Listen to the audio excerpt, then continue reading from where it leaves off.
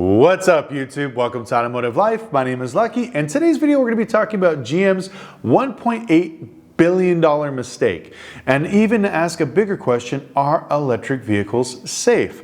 Now, we're going to go over from all the sides. We're going to go over as far as from a consumer side as well as a dealer side. If you have a rental car company, how is this going to affect you, as well as a bank? Because this is going to have a ripple effect on the whole entire economy, especially when it comes to EV vehicles coming out next year and the few years ahead. So make sure you stay the whole video through. I'm going to go through kind of the synopsis of what I believe is going to happen in the market and how things are going to change because of this particular event.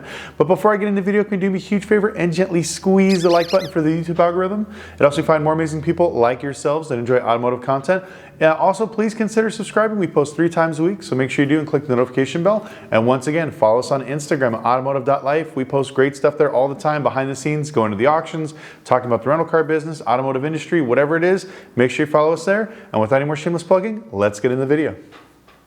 So if you've been watching the news, I'm sure you guys have seen that a lot of the media outlets have been painting electric vehicles as very unsafe, because recently a lot of videos have been surfacing of different types of makes and models catching on fire, some while people were in it, some were out, you know, all kinds of stuff catching fire at charging stations. And this goes for everything. We're talking Teslas, Audis, Porsches, one of the Ford Mustangs, a few of these other ones, like all the electric vehicles. So nobody's safe from this type of thing.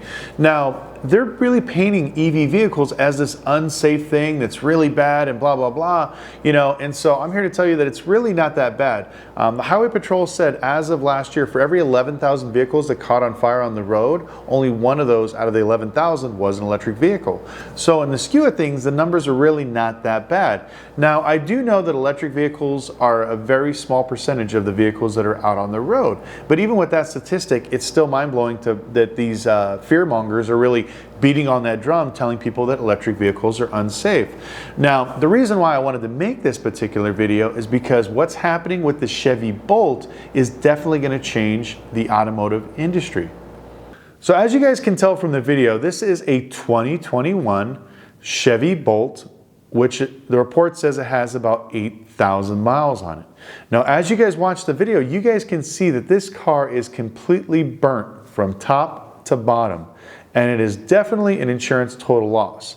Now, the only, I guess, lining of the story is that it was outside of the garage, so luckily their house didn't burn down. There was no vehicles around and nobody was hurt, which is definitely good news.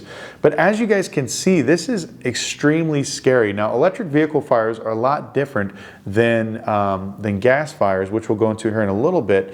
But I wanted to show you guys the video and just kind of put in perspective of what happens to some of these electric vehicles.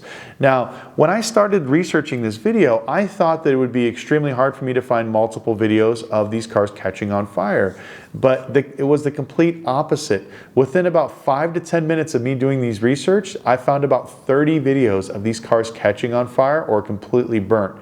It's been so big that social media has started posting groups on Facebook, Instagram. There's even Reddit blogs talking about how these cars are catching on fire and how they should do a joint lawsuit, all kinds of crazy stuff. And so, you know, this is why it's such a big deal. Now, GM announced a recall about 1.5 years ago for about 35,000 vehicles for the 2017, 18, and 19 Chevy Bolts. Well, the reason why this is so significant as of today is that GM, completely did 100% recall of every production Bolt that was made.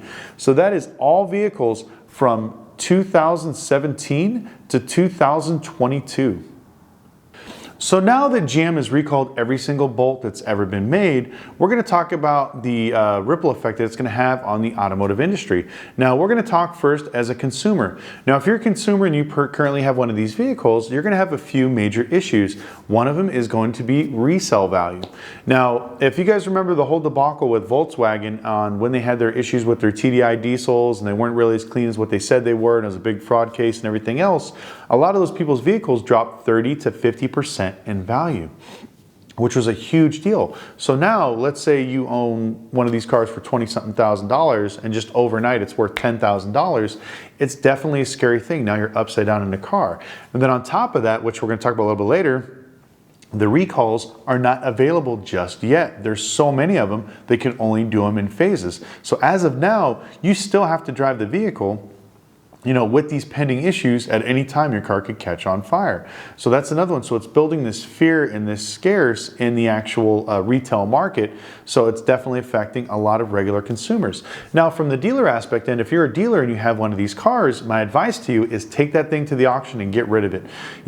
A lot of the banks are going to be asking you, which ties into the next one about lenders and banks, is they may not want to lend on these particular vehicles because they're too much of a risk. Plus, it'll be too fast of a depreciating asset for them to collateralize, because every bank wants to know that, hey, if they lose a few bucks when I drive off the road or I'll drive off the lot, that's okay. But when the car drops 50% overnight because of, these bad recalls and people being scared about these vehicles, a lot of the banks are not going to finance them. So as a dealer, my advice to you is to get rid of these things.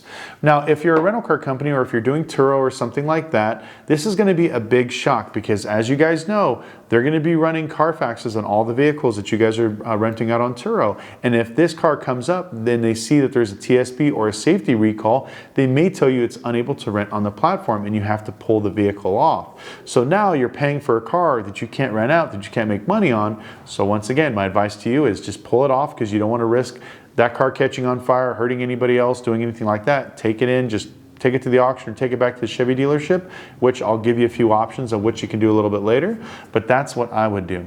Now, next we're going to be talking about, the fires. What's the difference between an electrical fire and a gas fire?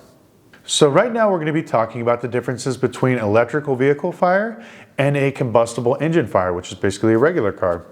Now, when it comes to combustible engines, 90% of the fires start underneath the hood.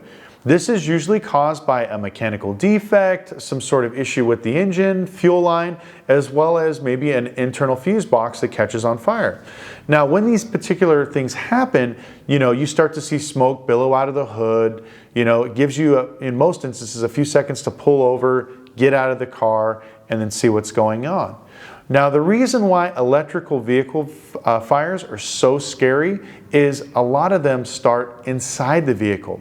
So as you're driving on the freeway and all of a sudden you start to see your cabin fill up full of smoke, it's definitely a scary instance where you're going to be freaking out like, oh my God, am I going to catch on fire? Am I going to crash? And so I think that's what sets those fires apart. And I believe that's why the media is painting EV fires as something really bad and really awful. Now, first responders have been trained for decades to work with combustible engine fires. They got it down to a fine art. They know exactly how to put out a fire, what to do, and how to make sure that everybody's safe. But when it comes to electric vehicles, every car maker is different. So if you get into a fire or you get into an accident, first responders need to learn about every single make and model. Now you can see from the graph here, there's certain places where they tell the first responders not to use the jaws of life, not to cut, not to get wet. And just remember that every new year, there's a new make and model of an electric vehicle that they have to learn. So what I'm going to do now is I'm going to play a quick video here to my side and show you guys exactly what it looks like when these Chevy Bolts catch on fire on the inside. Now this particular car, from what I read from the report, was this person was driving this vehicle when this started to happen. Now, as you can see, the smoke is just billowing out. I mean, can you imagine how horrific that would be if you're driving on the freeway, or if you're a Uber driver and you got a passenger with you and your car starts throwing out smoke like this? It is definitely scary. But these are some of the things I really want to put out there to kind of let people know that these are the incidents you're running through and into, and the reason why it's such a big deal that we need to make sure we take care of this and we start to build a better EV vehicle. Now, with the industry turning the way it is, we know that electric vehicles are the future, and there's going to be a lot more manufacturers and new people coming into the industry. Now, when it comes to electric vehicles, there's a definitely par saying that it's going to be very inexpensive to build one, and there's going to be people saying it's very expensive to build one.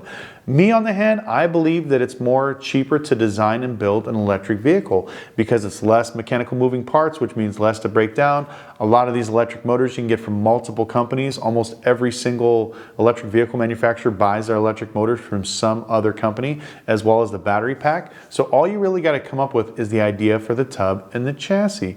Now, as more and more of these people are coming to market, there's tons of these companies that are just putting out these crazy EV vehicles, which is great because we do need competition, we do need innovation. But here's the problem. Are they being held to a standard of what American companies are being held to? Do they have to build it to a certain spec? Now, I know this sounds kind of funny, redundant, because one of the major issues of electric vehicles right now is the Chevy Bolt, which is an American car. But here's the catch.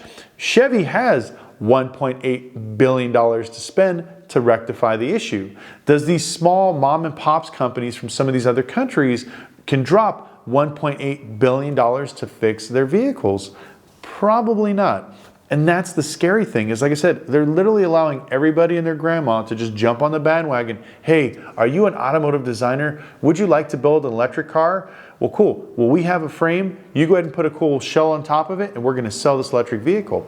You know, some of these major manufacturers have years and years of, designing and going through the process of building it, where a lot of these new electrical vehicles, they're not going to have that. Now, I know a lot of Tesla fanboys are going to get upset at me for saying this, but Tesla actually has a lot of problems, a lot of recalls, as well as a lot of quality control issues. Door panels not fitting up, a lot of the materials are subpar, stuff like that, and people don't say nothing because they're Tesla fanboys. They love Tesla. Now, don't get me wrong, they were one of the big first innovators. They made electric vehicles. Cool. But as we start to go down this journey of EV vehicles, you start to see stuff like, some of the Audis and Porsches and even the Ford Mustang EV are actually really nice, and the quality inside these vehicles is top notch.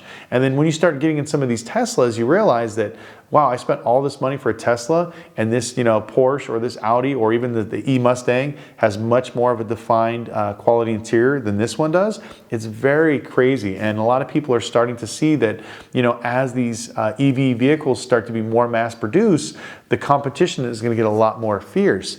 But then also the demand for new technology, which is going to force us to try things even crazier, which we're going to have like right now with the battery issues. We used a company out of Korea, I believe, for that. I think it was LG for the Chevy Bolt batteries.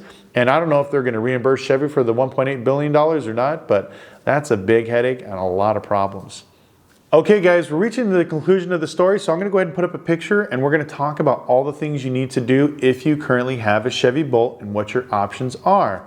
So the first one is set your vehicle to 90% state of charge. A lot of the issues that they're having with vehicles catching on fire is them being overcharged. So once you see this video, literally run out to your garage, set your vehicle at 90% state of charge. After that, you want to charge as frequent as possible. You do not want to let the battery run down. The reason is if you charge it for a long period of time, it creates more heat. Heat causes fires, as we know, so try to charge as much as you can. Another thing, park it outside after charging. Now you saw the video, at least this gentleman's car was outside the garage when it caught on fire. Please put your cars outside and try to park them away from other people and other houses so nobody else runs the risk of catching on fire. And also, do not leave your car indoors while charging. So if you have to charge it and it needs the battery, keep your garage door open, keep an eye on your car. I know it's a pain in the butt, but I'll tell you what, it's cheaper than burning down your house and cooking your whole family.